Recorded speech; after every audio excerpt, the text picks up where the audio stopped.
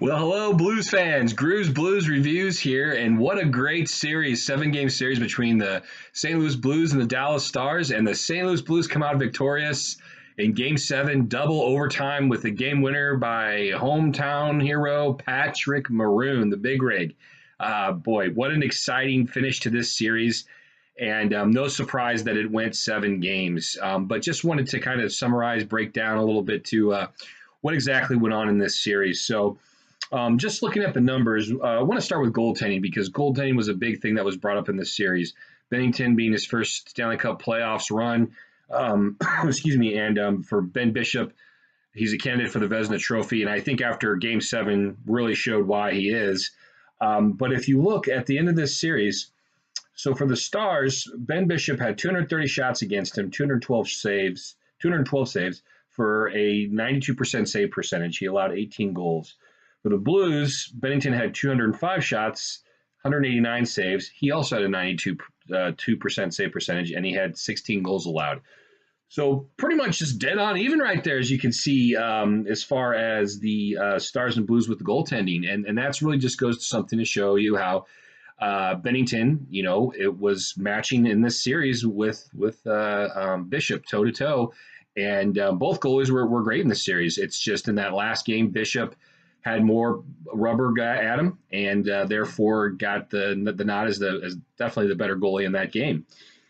If you look at the power plays and penalty kills, Blues were 2 for 29 in the series, and on power play, 18 for 23 on the penalty kill, whereas Dallas was 5 for 23 on the power play, 27 for 29 on the penalty kill. Not surprising about their penalty kill being 27 for 29 after what they did in Nashville.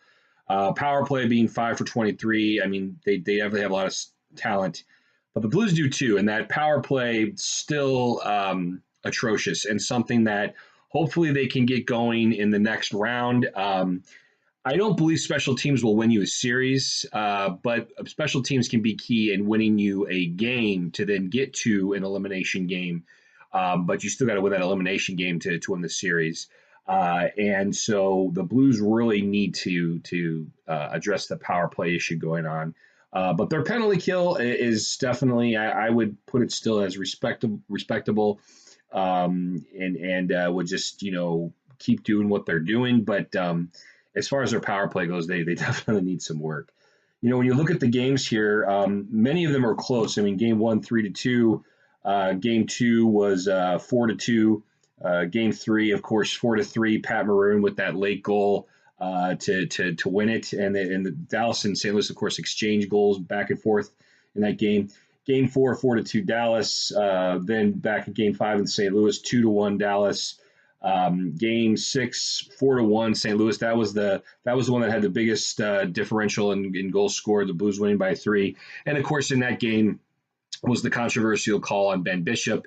That no whistle blown when he took a rocket of a shot off of his collarbone area by Parayko, and went down and was out there, and no whistle was blown, and the Blues scored. And definitely, I understand if I was a Dallas fan, I would have been questioning that call. Absolutely, would have been very frustrating. But rules are rules, and that's what ended up happening in that game. And I'm not sure why they kept Bishop in. If I were the coach, I would have taken him out at that point because I believe that then cost them that fourth goal. And then in Game 7, 2-1 win in overtime. And of course, Bishop was the man of the game there with over 50 saves in that game. The Blues dominated for two periods in regulation. And I think that they were the better team in the first overtime. In the second overtime, Dallas started to get their chances, and it was great to finally see the Blues score in double overtime because I think if that would win any longer, Dallas really started to find their stride there in the second overtime, and I think would have had a better shot of winning that game at that point. But what an ending to the game with Pat Maroon, the hometown guy, getting it. Some things to take in mind in this series is Tarasenko, Petro, Schwartz, Perron, Parayko, Dunn, Maroon. They all scored, and Maroon, of course, with one of the biggest goals in Game 7, but also another game-winning goal, and that was in Game 3 when we won 4-3. So Maroon had 2 big goals in this series, along with some great play as well. Petro really showed up, of course, in the game, that 4-1 win, and also throughout the series. But the big thing I think also too is that the Blues, they shut down the top players, really shut down Jamie Benn, in my personal opinion. Well, everyone was making such a big deal about Tyler Seguin and killing us on faceoffs, and I understand that O'Reilly was just the faceoff king during the regular season. O'Reilly did mention that he felt that Seguin was cheating a little bit with his skate and faceoffs. He addressed that with the refs. The refs didn't really acknowledge it at all. But the thing about it is that not too many goals in this series were scored off of faceoffs. What's ironic is that if you look, the goal that won the series for the Blues in the double overtime was off a faceoff that we won. I mean, that's amazing to me. All of this complaints about O'Reilly and faceoffs, and then we end up scoring off of a faceoff win. I think another big thing too was that there wasn't enough attention given to Robert Thomas, and he started to show he was gaining confidence from that Winnipeg series and started to gain more confidence in the Dallas series. He ends up being a big part of that game-winning goal in Game 7. He had a great Game 6 as well, and Game 5 he really was pretty good too. But Rob Thomas really helped out there too. So it goes back to the depth. Rob Thomas started stepping up. He was one of the guys to step up now and help the Blues out. But if you look, Roope Hintz, I mean, he was a big part of the Dallas's offense, the Stars' offense, excuse me, in this series. Seguin had some goals too, but really though the Blues did a good job against those star players for Dallas for the most part. Blues were still having problems with the puck in their own end, but they really corrected that in the last two games, in Game 6 and Game 7. I mean, to be honest with you, I really think Game 1 I thought was a pretty evenly matched game. I thought Game 2, Dallas outplayed us at times, especially when it was 4-on-4. That was when they scored all their goals. So I felt that it was evenly matched, but basically it was kind of they were switching back and forth. Again, in Game 3, I thought that it didn't look too hot. St. Louis, I thought it was kind of back and forth. Dallas completely outplayed us in Game 4. Game 5, I felt that it was kind of a back and forth. And then Game 6 and Game 7, the Blues just took over. So to kind of recap here, when the Blues when they beat Winnipeg, they really took over in Game 6 and found a way just to put that last nail in the coffin. But they came back with a big Game 5 winner. They stood their ground. They were steady. In this series, where they really did it was in Game 6 and Game 7. They took control completely over in Game 6, but even more so in Game 7. So it was back and forth. I think a lot of this series, except for in that Game 6 and Game 7, the Blues just they took over and they played a great game. They won with their backs against the wall on the road in Game 6, which is no surprise. They're a great road team.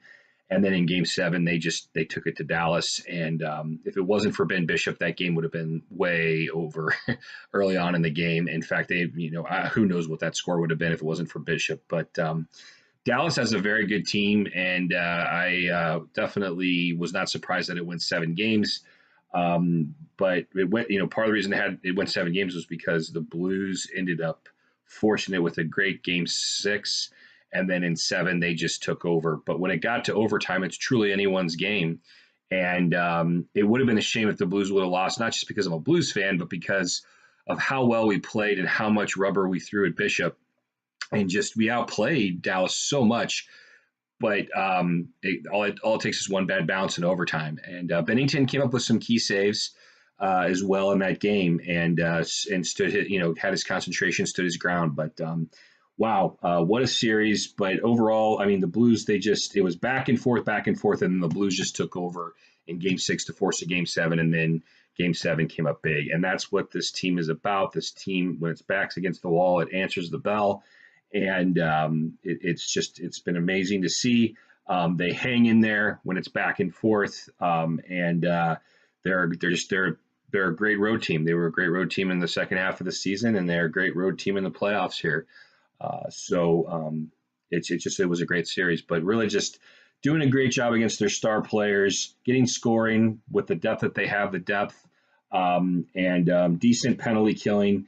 And those are the things that really, and also again strong goaltending by Bennington, and then just completely taking over in Game 6 and 7. Those are the things that got this series as a winner for the St. Louis Blues. So great series overall, and the Blues are moving on to the Western Conference Final, and we will find out very soon. In fact, after tomorrow night's game, the Sharks and the Avalanche, who will be the victor and then play the Blues in the Western Conference Finals.